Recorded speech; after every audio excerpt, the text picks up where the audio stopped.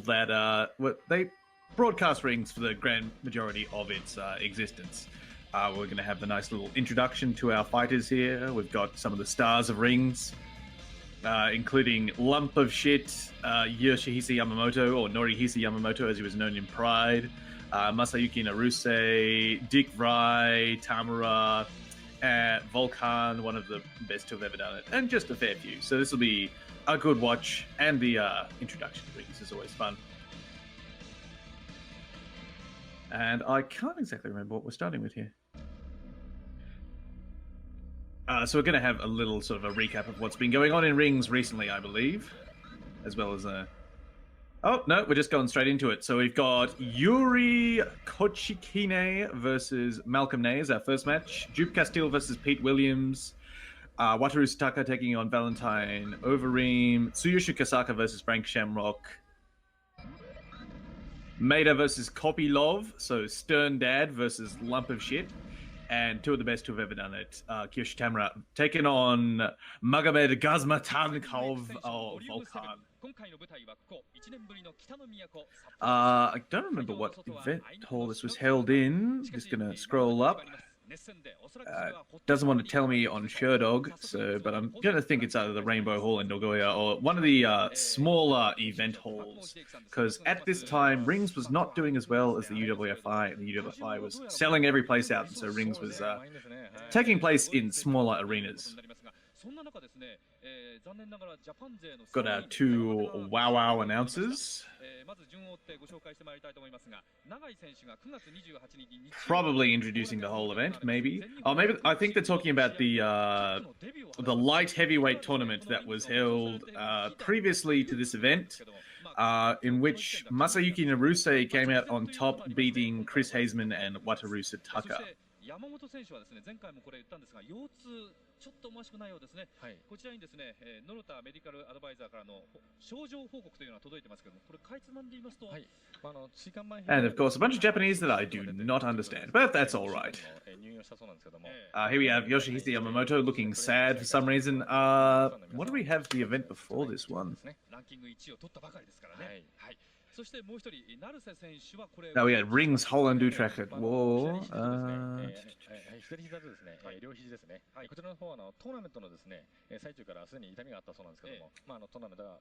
Wikipedia does want to help me in what we had going on before this, but there we had the winners of the light heavyweight tournament.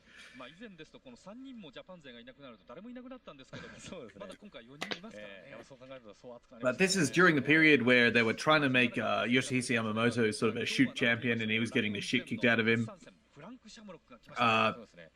Akira Maeda was slowing down. They were trying to introduce another belt, which sort of didn't go anywhere.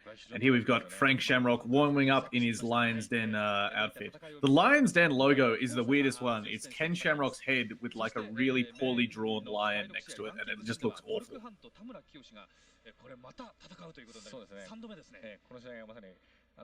And there they are, getting hype for Kiyoshi Tamura. Look at that handsome dude. His Nike shirt.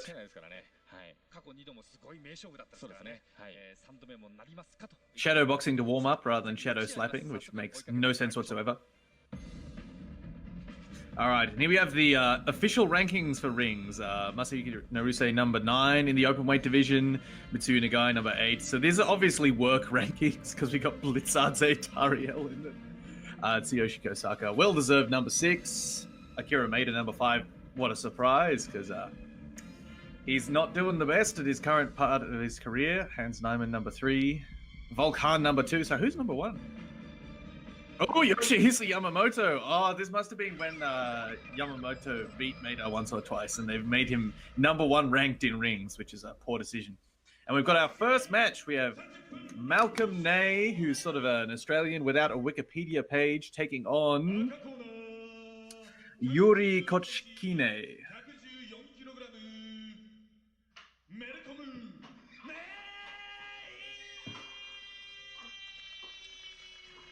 So Malcolm looks super excited to be there. He's got a very square head.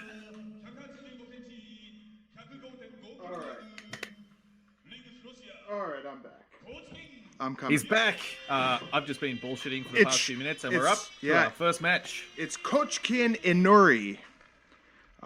This goes back to, harkens back to our last review of Pride 22, where Quadros called him Iouri or Iouri Kochkin instead of Iouri Kochkin. Maybe that's how you say it in Japanese, Iouri. Yeah, I was wondering where we'd seen this guy before, because I'm sure I've heard his name before, but obviously I wasn't paying very much attention to your last episode of Pride Resurrection, because I'm a huge dick. His opponent is Malcolm Ney. He's just some Australian dude from Queensland, probably trained under Chris Hazeman and brought in because he's large and has got the good, strong foreigner look. Another wombat breeder?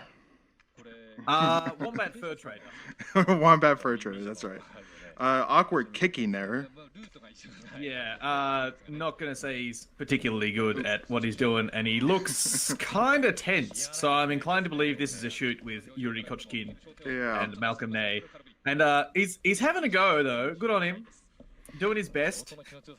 Kind of a strange period for rings, because I think they were attempting to do more shoots, and around this time period, it's very hard to discern what's a shoot and what's a full-fledged work in rings. Yeah, we're in that awkward transitional period where you've got some events that are full work. So recently we had the light heavyweight tournament in rings that was fully worked, I believe, or had a couple of shoots in the opening rounds and then worked afterwards.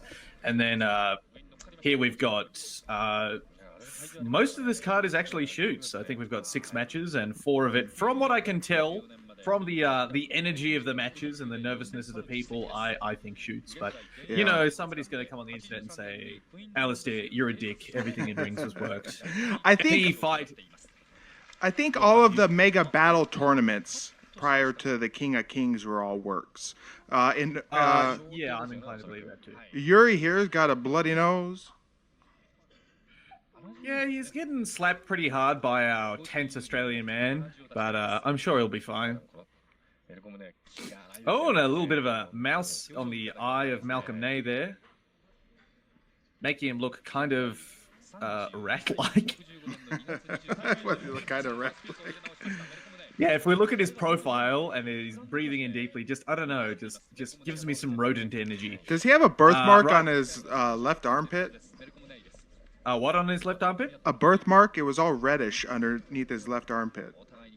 Possibly, or it could have been a friction burn from the chest hair of Iouri Kochkin. Iouri, nice judo here from our Kyokushin practitioner. So I think he'd been working pretty hard with the Red Devils. That foot looks pretty gross. I wouldn't get that close to my face there, Malcolm Ney. Nah, whatever. Just get right up in there. Maybe he's into feet. You don't know. Don't judge that man. We're in sort of an awkward leg lock fight here. Malcolm Ney doesn't really know what he's doing, and Yuri's like, one of my legs is trapped, so I can't really do much here. But he'll try and work his way out of it. I'm wearing a karate gi. I need my legs. I'm a karate guy. Exactly. I need to kick you really hard in the legs and then stand there punching you in the chest until eventually one of us kicks each other in the face. I will be right back. Anyway, good shape. I'll be right back again. Hold on. Welcome to Daycare with the most dangerous man alive today. And that eye is swelling up pretty badly. Good kicks from Malcolm Ney. He's doing his best. He's trying. God bless him. Good palm strikes from Iouri Kochkin. Bit of a forearm there. Little rabbit slap to the ear. Going for a trip here is Malcolm. Getting kneed in the body, and he is gassed, possibly from being far too nervous to start with. Just getting beaten up at the moment. We're in an awkward clinch here. Takedown defense for Malcolm Ney is sorely lacking. He's been tripped super easily by Iouri Kochkin. Good knee directly to the arse muscle there. Really poor knee attempt from Iouri Kochkin. You know, for a guy who's supposedly a karateka, the better part of his offense has been judo throws. That's about it. Otherwise, the striking is kind of on par here.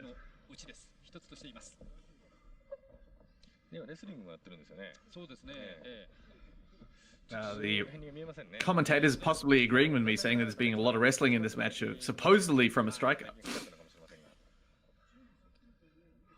Don't mind me, ladies and gentlemen, just having the sniffles for no reason.